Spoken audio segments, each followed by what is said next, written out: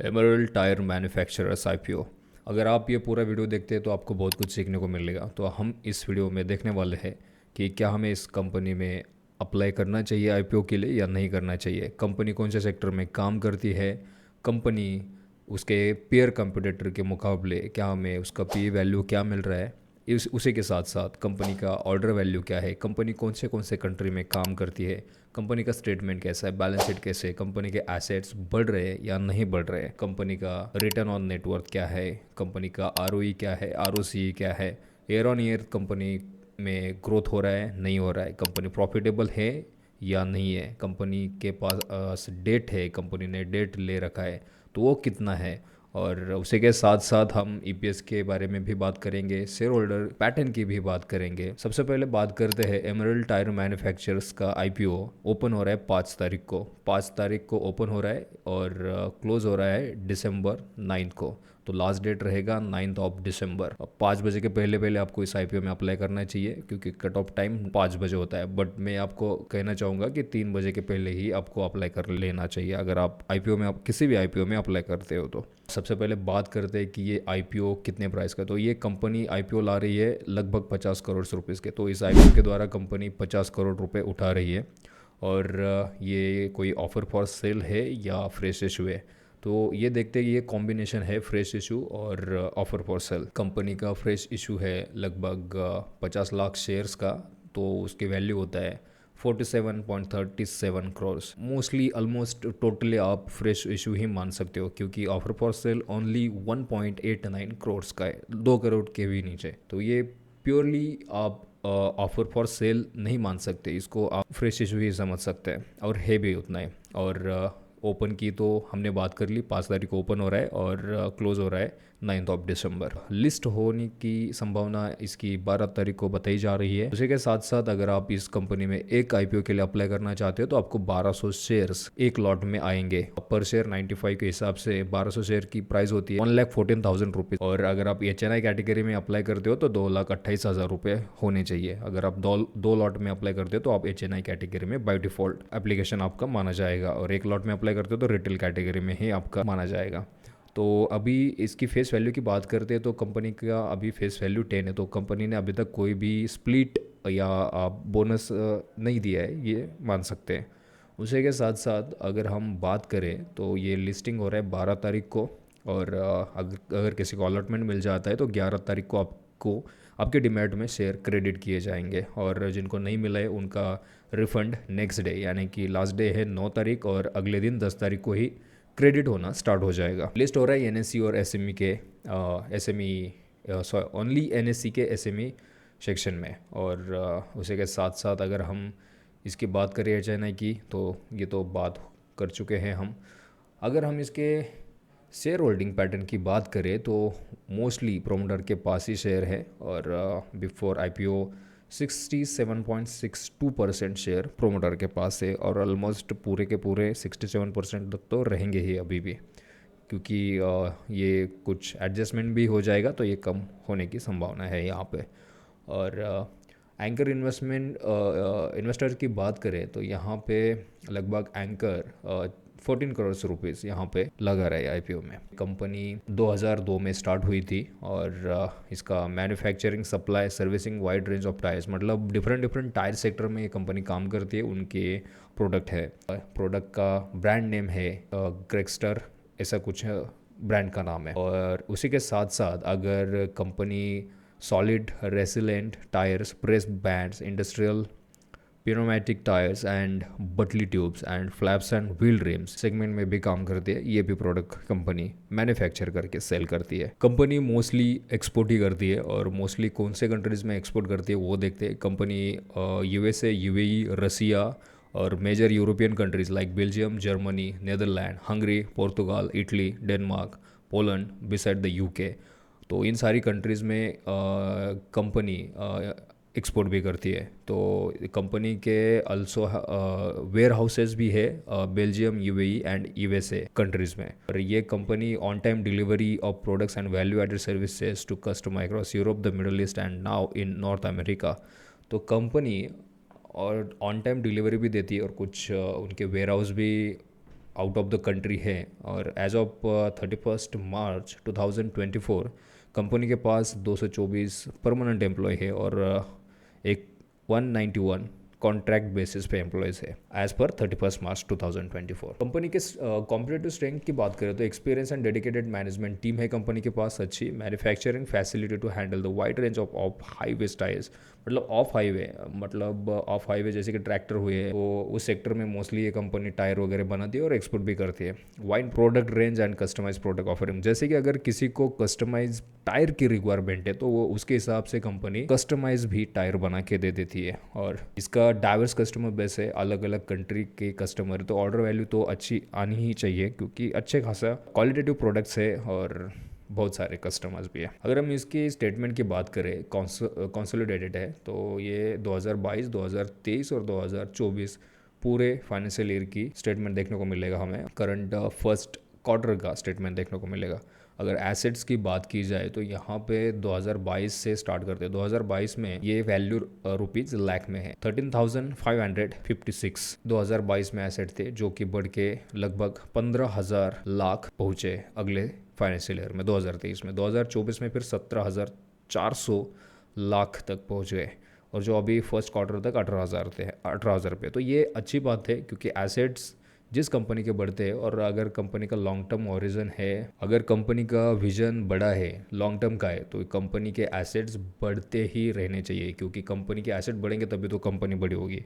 Revenue की बात करें तो यहाँ पे 31 मार्च 2022 में कंपनी का रेवेन्यू था 13,500 लाख का, जो बढ़ के 16,800 लाख का पहुँचा, फिर 17,200 लाख का।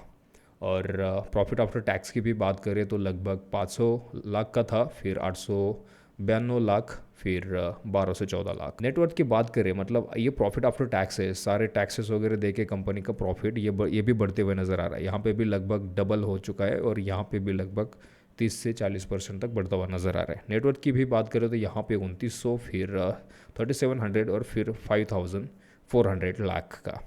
और करंट क्वार्टर में, फर्स्ट क्वार्टर में, करंट फाइनेंशियल ईयर में, यहाँ पे 2024-2025 फाइनेंशियल ईयर में के फर्स्ट क्वार्टर का ये नेटवर्थ भी है यहाँ पे लगभग 6,000 लाख का।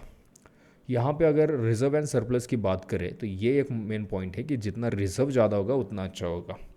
अगर रिजर्व ज़्यादा है तो फिर बोरोविंग अगर कम है तो कोई मेजर इम्पैक्ट नहीं पड़ता है कंपनी के ऊपर। अभी देखते हैं इसका रिजर्व क्या है। 2022 में रिजर्व था 2241 लाख का, जो कि बढ़ के अगले साल 3,042 लाख का हो चुका है, फिर लगभग 4,000 लाख का हो चुका है। ये अच्छी बात है। और बोरोइंग की बात करें तो 7,500 का लाख का बोरोइंग था, 7,500 मतलब 75 करोड़ का। यहाँ पे 8,500 के लगभग, जो कि अगले साल 2023 में बढ़ के 8,500 लाख का हो चुका था। और फिर अभी लास्ट फाइनेंशियल ईयर की बात करें 2024 में, तो यहाँ पे 8,718 लाख का है, जो कि बोरोइंग तो है बट उसके आधे प्राइस का तो कंपनी के पास रिजर्व पड़ा है। तो मतलब बस यहाँ पे 4,000 लाख का ही मेजर बोरोइंग है कंपनी के पास। और फर्स्ट क्वार्टर में 8,750, जो कि ज़्यादा बढ़ते हुए नज़र नहीं आ रहा है, ठीक ठाक है। कंपनी जिस सेक्टर में काम कर रही है वहाँ पे पैसे भी तो लगते हैं, क्योंकि अगर ऑर्डर वैल्यू अच्छे आते तो वहाँ पे कंपनी के पास पैसे भी होने चाहिए, क्योंकि बाहर भी एक्सपोर्ट करती है कंपनी। अगर ऑर्डर बड़े आते हैं तो वहाँ पे, क्योंकि कंपनी क्या होती है ना कि अगर सेल करते वक्त कंपनी एडवांस में कोई पेमेंट नहीं करती है, माल बना के बेचने के बाद कुछ 30 दिन का या 60 दिन का, 90 दिन का, जो भी कंपनी का कैश फ्लो का जो टाइमिंग है उसके बाद ही पेमेंट मिलता है। तो इसी की वजह से कंपनी को कर्जा लेना पड़ता है, बट ये ज़्यादा भी नहीं होना चाहिए। तो ठीक है, ये कुछ इम्पैक्ट नहीं है बड़ा। कंपनी का मार्केट कैप की बात करें तो करंट अभी जिस वैल्यूएशन पे आ रहा है 185 करोड़ का मार्केट कैपिटलाइजेशन है एमरल्ड टायर मैन्युफैक्चरर्स का। अगर इसके ROCE की बात करें तो यहाँ पे लगभग 16% का ROCE है। डेप टू इक्विटी 1.61 है, हालांकि ये थोड़ा दिक्कत की बात है बट ठीक है, कंपनी की जिस तरह से बैलेंस शीट है, जैसा परफॉर्मेंस कर रहा है उसके हिसाब से ठीक है। और लगातार इनके डेट तो होता ही है, और जिस सेगमेंट में काम कर रहे हैं वहाँ पे पैसे की ज़रूरत होती है। RONW की बात करें, रिटर्न ऑन नेटवर्थ की, तो लगभग 23% है। और अगर ईपीएस की बात करें तो प्री आईपीओ 8.44 का ईपीएस था, जो कि कम होते हुए देखने को मिल रहा है हमें। थोड़े वैल्यूएशन बढ़ा के आईपीओ लाया जा रहा है 6.28 का। पी की बात करें तो 11.25 का था, जो कि बढ़ के ईपीएस कम किया गया, तो पी हालांकि जाहिर सी बात है कि बढ़ेगा, तो यहाँ पे भी 15.12 गए, तो इसी वजह से पी बढ़ते हुए नज़र आ रहा है और ईपीएस भी डाउन होते हुए नज़र आ रहा है। बट अगर इसके पीयर कंपटीटर की बात करें तो वो भी देखते हैं, और 15 है। और इसके पीयर कॉम्पिटिटर मैन्युफैक्चरर्स की बात करें तो सबसे बड़ा है बालकृष्णा इंडस्ट्रीज, ये तो बड़ी कंपनी है, उसका पी चल रहा है 30, और हेमरल्ड का है 11। तो ये तो बिफोर आईपीओ है, अभी लगभग 15 या 16, तो ठीक है, उसके आधे दाम पे मिल रहा है। और जिस तरह से इसकी बैलेंस शीट है, रिटर्न ऑन नेटवर्थ की बात करें तो यहाँ पे देख सकते हैं उससे तगड़ी है, तो डरने की कोई बात है नहीं। जिस हिसाब से ला रही है उनके कॉम्पिटिटर के हिसाब से, तो सस्ते ही दामों पे मिल रहा है हमें आईपीओ।